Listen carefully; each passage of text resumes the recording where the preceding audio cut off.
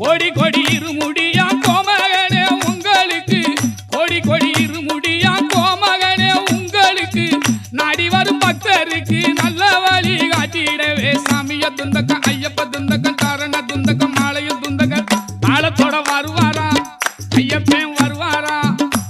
அவன் வருவாரா வர மாட்டாரா அவர் வயவ கேளுங்க, வரம் தருவாரா தர மாட்டாரா அவர் தயவ கேளுங்க.